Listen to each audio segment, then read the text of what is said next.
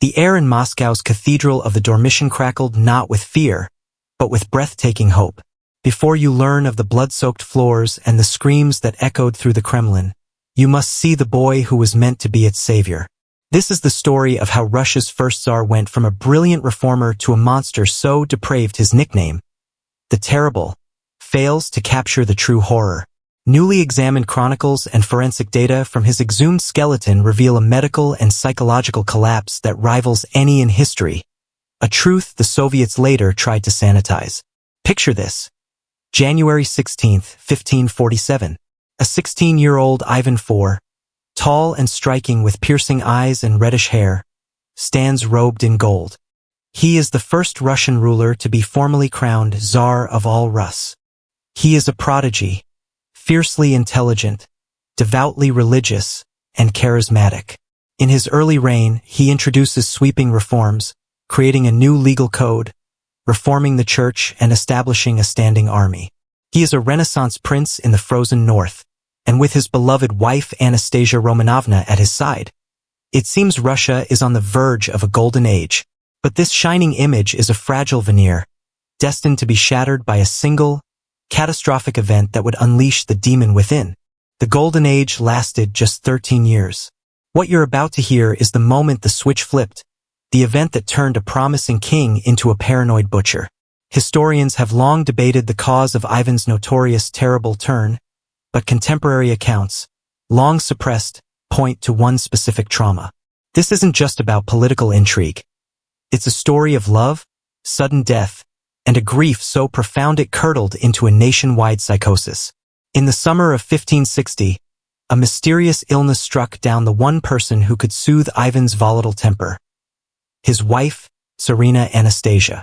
For weeks, she wasted away, her vibrant health fading to a feverish pallor. Ivan never left her side, his frantic prayers echoing through the halls. When she finally died on August 7th, the Tsar's grief was volcanic. He collapsed over her body, weeping uncontrollably. But as the shock subsided, a new, cold certainty took root in his mind. This was no illness. This was murder. He was utterly convinced the boyars, the powerful nobles he had tried to sideline, had poisoned his beloved. Forensic analysis of Anastasia's remains in the 20th century would find abnormally high levels of mercury, seemingly confirming Ivan's darkest suspicions and setting the stage for his horrific revenge. Imagine a king so consumed by paranoia that he simply abandons his throne. In December 1564, Ivan did the unthinkable. In a calculated act of political theater, he packed his treasures, his icons, and his court and left Moscow without naming a successor. He sent 2 letters back to the city. The first, to the church leaders, accused the boyars of treason and corruption from the moment he took the throne. The second, read aloud to the common people, assured them that they were not the object of his wrath. The effect was immediate and catastrophic. With no czar, the government ground to a halt. The city descended into chaos as the populace, terrified of being ruled by the corrupt boyars, panicked. They begged the church to bring their czar back. A massive procession of clergy and commoners journeyed through the winter snow to Ivan's retreat, prostrating themselves and pleading for his return. Ivan let them beg. Finally, he agreed to take back his throne, but on one terrifying condition. He would be granted absolute, unquestionable power to punish traitors as he saw fit. He would carve out a massive portion of Russia as his own personal domain, the Oprichnina. The people, desperate for order, agreed.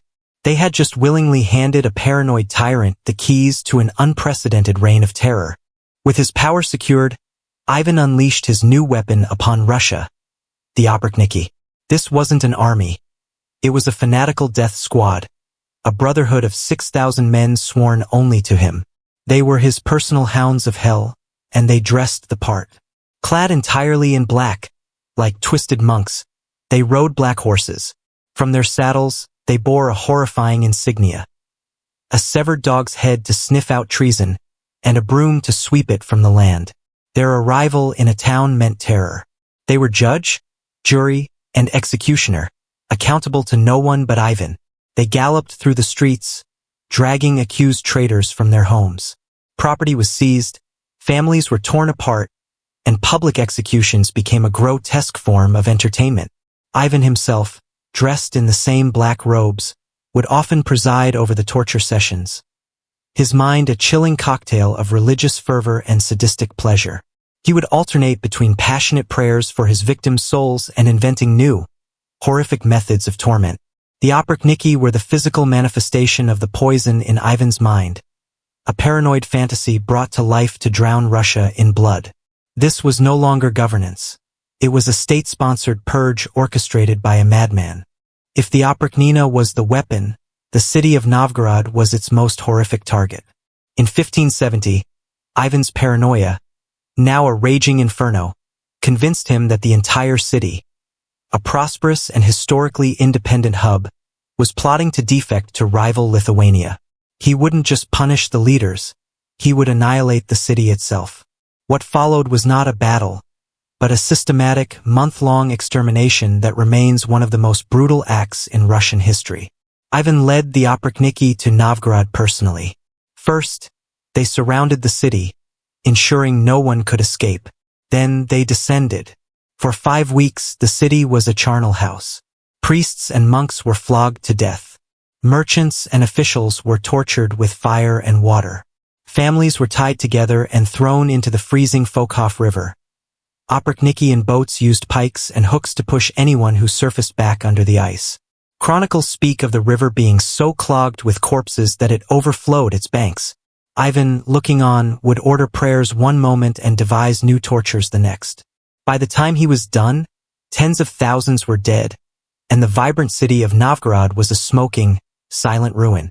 This was his madness given free rein. By the 1580s, the Tsar was a physical and mental wreck. The once handsome prince was now bloated and ravaged. Decades of stress, epic debauchery, and, according to modern forensic science, slow poisoning from mercury-laced ointments used to treat his syphilis had taken their toll. The mercury, a potent neurotoxin, would have amplified his paranoia, rage, and erratic behavior into a constant storm. His court was a place of silent, creeping terror. Courtiers whispered of the Tsar's bizarre daily routine. He was surrounded by sorcerers and soothsayers, desperately seeking prophecies about his fate. He would have fits of rage, striking out at anyone nearby with his heavy, iron-tipped walking staff, a weapon he always carried. Then, moments later, he would collapse into fits of piety, leading his black-robed oprichniki in midnight church services where they would bang their heads on the stone floor in repentance. He saw traitors in every shadow and ghosts in every hall. He was particularly haunted by the ghost of his mother, who he believed had also been poisoned by the boyars. The man ruling Russia was no longer a king but a prisoner of his own disintegrating mind, a paranoid tyrant lashing out at a world he could no longer comprehend. The ultimate tragedy, the act that would forever define Ivan as the Terrible, was not an act of state but a personal, domestic explosion of rage. By November 1581, Ivan's heir and favorite son, the 27-year-old Tsarevich Ivan Ivanovich, was the one bright spot in the Tsar's dark world. He was intelligent, capable, and unlike his volatile father, generally well-liked. But even he was not safe from the Tsar's madness. The incident began over something trivial.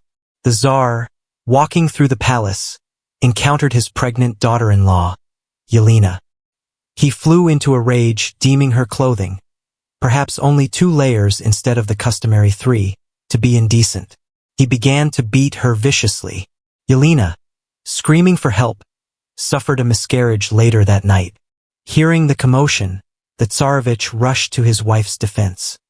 He confronted his father, shouting, "You sent my first wife to a convent for no reason, you have killed my son, and now you have struck my second wife." It was the first time anyone had dared to stand up to the Tsar in years. For a moment, the 2 Ivans, father and son, stood locked in a furious argument, the fate of the dynasty hanging in the balance. What happened next is the single most infamous moment of Ivan's reign, an act so horrific it has been immortalized in one of the world's most disturbing paintings. The argument between father and son escalated into a screaming match. The younger Ivan, defending his wife and unborn child, was unyielding. The Tsar, accustomed to absolute obedience and incandescent with rage, was pushed past the point of no return. His mind, already ravaged by paranoia and poison, snapped. In a fit of uncontrollable fury, Ivan raised his heavy, iron-tipped scepter, the same one he used to lean on and to strike down perceived enemies. He swung it wildly, aiming for his son. The blow landed squarely on the Tsarevich's temple. There was a sickening crack. The younger Ivan collapsed to the floor, blood pouring from the wound. The Tsar's rage vanished in an instant, replaced by a dawning, soul-shattering horror. He dropped to his knees, cradling his dying son's head in his lap, trying desperately to staunch the flow of blood with his own hands. He kissed his son's face, wailing, "May I be cursed! I have killed my son! I have killed my son!" But it was too late. The heir to the throne was dying, murdered by his own father. The death of his heir broke Ivan completely. The fearsome tyrant was gone, replaced by a gibbering, grief-stricken old man. For days, he refused to leave his son's body, howling like a wounded animal. When the Tsarevich was finally buried, Ivan's sanity shattered.